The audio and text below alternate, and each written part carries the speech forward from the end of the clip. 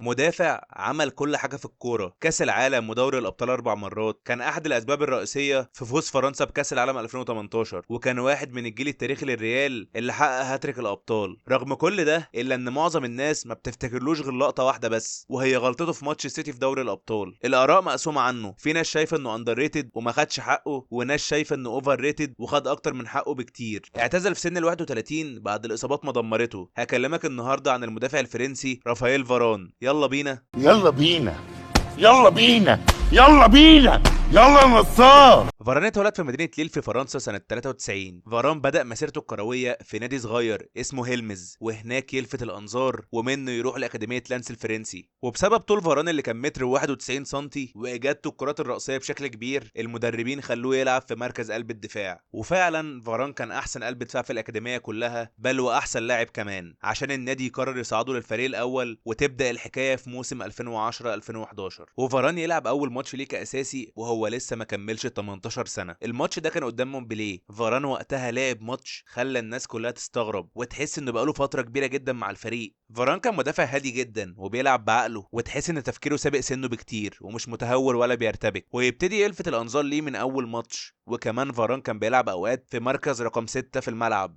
اللي هو الوسط الدفاعي، وقدام باريس لعب في المركز ده وقدر يعمل ماتش قوي جدا، والماتش ده خلص 0-0. وفاران كمان الموسم ده قدر يسجل هدفين، منهم هدف التعادل قدام موناكو. بس للاسف رغم مجهود فاران الكبير الا ان لانس هبط للدرجه الثانيه، وكان معروف ان فاران مش هيفضل كتير في الفريق. في فرقتين في الصيف حطوا عينهم على فاران، مانشستر يونايتد وريال مدريد. وريال مدريد يقدر يشتري فاران مقابل 11 مليون يورو. وعلى فكره زين الدين زيدان كان ليه دور كبير جدا في اقناع فاران بالانتقال للريال، وفاران يبقى في ريال مدريد وهو عنده 18 سنه بس. ونروح لموسم 2011 2012، اول موسم لفاران مع ريال مدريد. طبعا فرصه مشاركه فاران كاساسي مع ريال مدريد كانت قليله شويه، ده بسبب وجود مدافعين احسن منه وعندهم خبره اكتر منه زي راموس وبيبي والبيول وكارفاليو. اول 3 ماتشات في الدوري فاران ما شاركش خالص، بس في الماتش الخامس مورينيو بدا بفاران كاساسي، وفاران لعب 90 دقيقه وقدم اداء كويس وقدر يخرج بالكلين شيت. وفي الماتش اللي بعده قدام رايو فايكانو فاران يبدا كاساسي برضه، وريال مدريد يفوز 6-2، وفاران يقدر يسجل اول هدف ليه مع ريال مدريد. وبعدها لعب فاران اول ماتش ليه في دوري الابطال قدام اياكس، والريال فاز 3-0، وفاران قدم اداء كويس. بس بعدها فاران يقعد على الدكه فتره، وكان بيشارك من فتره للتانيه. فاران الموسم ده لعب مع ريال مدريد 15 ماتش بعدد دقائق 1221 دقيقه، وقدر يسجل هدفين ويصنع هدف. والاهم من كده ان ريال مدريد يفوز بالدوري التاريخي بعد ما حقق 100 نقطه، وفاران يفوز باول بطوله في تاريخه. ونروح لموسم 2012 2013، فاران يبدا ياخد ماتشات اكتر مع ريال مدريد ويقدر يكسب ثقه جوزيه مورينيو، لدرجه ان مورينيو كان بيلعبه ماتشات دوري ابطال اوروبا كلها. هتلاقي انه من اول دور المجموعات لحد نص النهائي ما قعدش على الدكه غير ماتش واحد بس. وبسبب هدوء فاران الشديد وعدم ارتكابه الاخطاء، مورينيو كان بيفضله على لعيبه اكتر منه خبره في الماتشات الكبيره. هتلاقي ان مورينيو لاعب فاران 3 ماتشات الموسم ده قدام برشلونه، وفاران كان قد الثقه دي وقدر يسجل هدفين في برشلونه في كاس الملك. فاران الموسم ده لعب مع ريال مدريد 33 ماتش بمجموع دقائق 2624 دقيقه، ولو لاحظت ان دقائقه زادت الضعف تقريبا من الموسم اللي فات. وكمان في الماتشات دي كلها ما خدش غير انذار واحد بس. النقطه السيئه الموسم ده ان ريال مدريد ما خدش اي بطوله.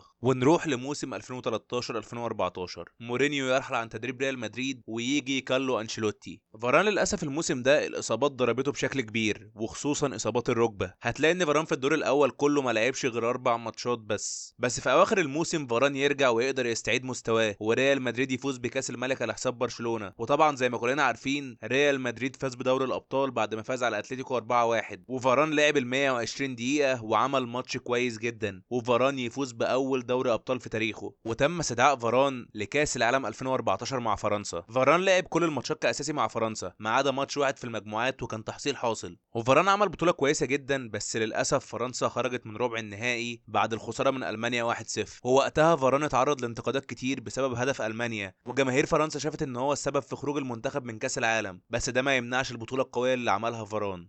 ونروح لموسم 2014-2015، واحد من اقوى مواسم فاران الموسم ده على الرغم من عدم تتويج الريال باي بطوله الا انه كان مقدم ملحمه في الدوري ودوري الابطال، واقول لك انه لعب ال 90 دقيقه في كل ماتشات الابطال ما عدا ماتش واحد في المجموعات. فاران قدر يعمل في دوري الابطال 7 كلين شيت وقدم ماتشات كويسه جدا قدام ليفربول واتلتيكو مدريد. فاران الموسم ده شارك مع ريال مدريد في 46 ماتش، قدر يسجل هدفين ويحقق الكلين شيت في 15 ماتش وما خدش غير انذارين بس طول الموسم. ونروح لموسم 2015-2016، كارلو انشيلوتي يرحل عن تدريب ريال مدريد ويجي رافا بينيتس وتبدا المشاكل وريال مدريد يخش في سلسله من النتائج المخيبه. وحتى فاران الهادي دايما بقى بيظهر عليه عدم التركيز في اوقات كتير، واقول لك انه في اول 7 ماتشات في الدوري بس خد 3 انذارات. وبعد خساره ريال مدريد من برشلونه 4-0 تمت اقاله رافا بينيتس ويجي زين الدين زيدان لتدريب ريال مدريد. وطبعا ما كانش فيه اسعد من فاران اللي بيعتبر زيدان هو مثله الاعلى. بس للاسف في النص الثاني من الموسم الاصابات تضرب فاران ويغيب عن ماتشات كتير. اكتر حاجه كانت وحشه لفاران انه غاب عن نهائي دوري الابطال بين ريال مدريد واتلتيكو. بس الحاجه الايجابيه ان ريال مدريد يفوز بالبطوله وفاران يفوز بدوري الابطال الثاني في مسيرته. ارقام فاران الموسم ده كانت كويسه جدا رغم غيابه عن ماتشات كتير. فاران لعب 33 ماتش، قدر يحقق الكلين شيت في 13 ماتش. وفي صيف 2016 يتم استدعاء فاران لليورو مع فرنسا، بس للاسف قبل اول ماتش فاران يتصاب بتمزق عضلي ويتاكد غيابه عن البطوله كلها عشان فرنسا تفقد احسن مدافع عندها. وطبعا زي ما احنا عارفين فرنسا وصلت للنهائي وخسرته على ايد البرتغال. ونروح لموسم 2016-2017،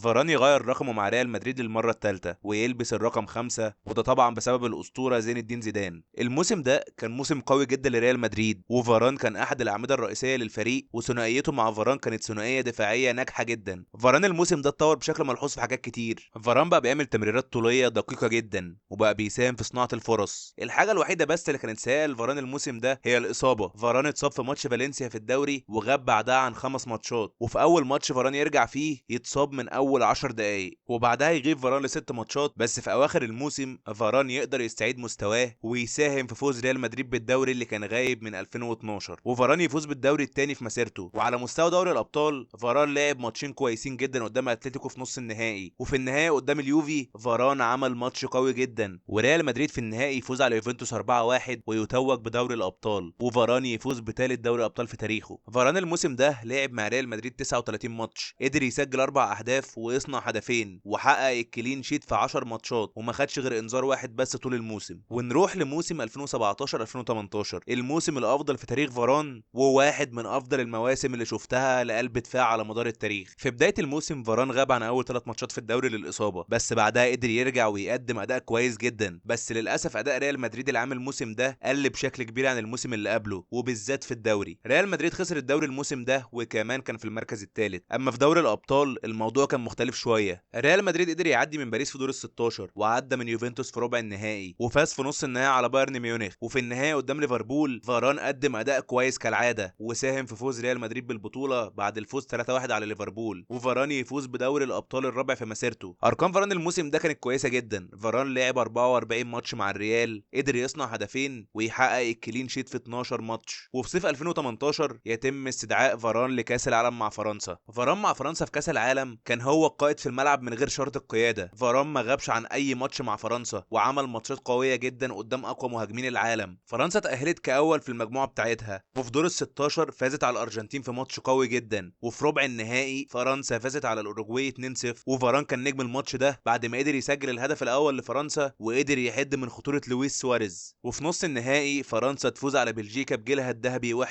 وفي النهائي فرنسا فازت على كرواتيا 4-2 وفاران يفوز بالبطوله الاغلى في مسيرته. فاران قدم كاس عالم مثالي وقدر يحقق الكلين شيت في 4 ماتشات من اصل 7، ويتم اختيار فاران في التشكيله المثاليه لكاس العالم. واخيرا بنشوف فاران بيتم تقديره على المستوى الفردي. فاران دخل التشكيله المثاليه للفيفا كاحسن 11 لاعب في الموسم ده، وكمان فاران الموسم ده كان ترتيبه السابع في البالون دور. ونروح لموسم 2018-2019، موسم كارثي ريال مدريد بكل المقاييس بعد خروج زين الدين زيدان وكريستيانو رونالدو من الفريق. الموسم ده الفريق بقى عنده حاله من فقدان الشغف والتشبع بعد الفوز بهاتريك الابطال، فهتلاقي ان معظم نجوم ريال مدريد كانوا بيقدموا اداء سيء جدا وبيخسروا خسائر بنتائج كبيره، بدايه من خساره السوبر الاوروبي على ايد اتلتيكو 4-2، والخساره الكبيره من برشلونه في الدوري بنتيجه 5-1، والخروج المذل من دوري الابطال على ايد اياكس بعد الخساره على البرنابيو بنتيجه 4-1. فاران الموسم ده كان اداؤه عادي، ولا سيء جدا ولا حلو قوي. فاران لعب الموسم ده 43 ماتش مع الريال، سجل هدفين وحقق الكلين شيت 11 مره. ونروح لموسم 2019 2020، زيدان يرجع لتدريب ريال مدريد من تاني والامور تتحسن شويه، وفاران يرجع لمستواه ويقدم اداء كويس. بس للاسف تحصل حاجه مش حلوه لفاران في ماتش دور ال 16 من دوري الابطال الموسم ده. ريال مدريد يقابل السيتي، الماتش الاول في برنابيو يخلص 2-1 للسيتي، وريال مدريد يبقى مطلوب منه الرجوع في ماتش الاياب على الاتحاد. وللاسف فاران يتسبب في جونين للسيتي والريال يخسر 2-1 ويخرج من دوري الابطال. وفاران يتعرض لحمله انتقادات شديده جدا، وتحس ان الناس كلها نسيت كل حاجه قدمها فاران مع الريال ومسكت في الماتش ده. بس نكمل الموسم، وفاران في العموم كان عامل اداء كويس، والريال يقدر يفوز بالدوري مع زيدان. وارقام فاران في الدوري كانت كويسه جدا جدا. فاران قدر يعمل 15 كلين شيت في الدوري، وكمان يسجل هدفين ويصنع هدف. ونروح لموسم 2020 2021، فاران اتصاب الموسم ده اكتر من مره، بس في العموم فاران كان مقدم اداء كويس، ولا وحش ولا حلو، وتحس برضه في اوقات انه كان فاقد الشغف. بس في العموم فاران لعب 41 ماتش مع الريال، سجل هدفين وحقق الكلين شيت 16 مره. وفي صيف 2021 فاران يقرر يمشي من ريال مدريد، وفعلا مانشستر يونايتد يشتري فاران مقابل 40 مليون يورو، وتنتهي قصه فاران مع ريال مدريد بعد مسيره مميزه وحافله بالالقاب. ونروح لموسم 2021 2022، الموسم ده للاسف كان سيء لفاران بسبب الاصابات الكتير اللي اتصابها. فاران غاب عن 16 ماتش في الدوري. فاران لعب الموسم ده 29 ماتش مع اليونايتد، سجل هدف وصنع هدف وحقق الكلين شيت في 6 ماتشات بس. وتم استدعاء فاران لكاس العالم 2022 مع فرنسا. وعلى فكره فاران قدم كاس عالم كويس جدا، وفرنسا وصلت نهائي وخسرته على ايد الارجنتين بضربات الجزاء. وبعد خساره كاس العالم فاران اعلن اعتزاله اللعب دوليا وهو عنده 29 سنه بس. ونروح لموسم 2022 2023، الاصابات للاسف فضلت مكمله مع فاران، وغاب عن ماتشات كتير الموسم ده، وهتلاقي انه غاب في الدوري عن 14 ماتش. بس الحاجه الحلوه في الموسم ده هو فوز اليونايتد بالكاراباو كاب بعد الفوز على نيوكاسل 2-0، وفاران يفوز باول بطوله ليه مع اليونايتد. فاران الموسم ده لعب 34 ماتش مع اليونايتد وقدر يحقق الكلين شيت 13 مره. ونروح لموسم 2023 2024، الاصابات برضو تفضل مستمره مع فاران، وهتلاقي انه غاب عن 16 ماتش في الدوري. الموسم ده اليونايتد يفوز بالاف اي كاب بعد فوزه في النهائي على السيتي، وفاران لعب ال 90 دقيقه كاملين وعمل ماتش كويس. فاران الموسم ده لعب 32 ماتش مع اليونايتد، سجل هدف وحقق الكلين شيت في 7 ماتشات. وبنهايه الموسم ينتهي عقد فاران مع اليونايتد ويرحل عن الفريق، وبعدها ينتقل انتقال حر لنادي كومو الايطالي. ومع كومو الاصابات تضرب فاران من تاني، وهتلاقي انه ما لعبش غير 23 دقيقه بس، وفاران يحس انه خلاص لازم يعتزل. وفعلا فاران يعلن اعتزاله في سن ال 31 بس. فاران من المدافعين اللي حققوا كل حاجه في الكوره. فاران فاز ب 22 بطوله، 4 دوري ابطال و3 سوبر اوروبي و3 دوري اسباني و4 كاس عالم للانديه، بالاضافه ل3 سوبر اسباني وكاس الملك مره، وفاز مع اليونايتد بالكاراباو كاب والاف اي كاب. ده غير طبعا اغلى بطوله حققها في تاريخه وهي كاس العالم مع فرنسا ودوري الامم 2021. فاران للاسف من المدافعين اللي ما خدوش حقهم، وبعض الناس بتختزل مسيرتهم في لقطه او غلطه معينه. فاران كان دايما هادي وما بيتكلمش كتير ومش بتاع مشاكل ولا لقطه. فاران كان في جيل ريال مدريد الذهبي، وكان احد اسباب فوز فرنسا بكاس العالم 2018. وفي نهايه الحلقه بقى قول لي، هل انت شايف ان فاران خد حقه من التقدير ولا شايف انه ما خدش حقه؟ ولو عجبك الفيديو ما تنساش اللايك والاشتراك وتفعل زر الجرس، وقول لي تحب اتكلم عن مين الحلقه الجايه.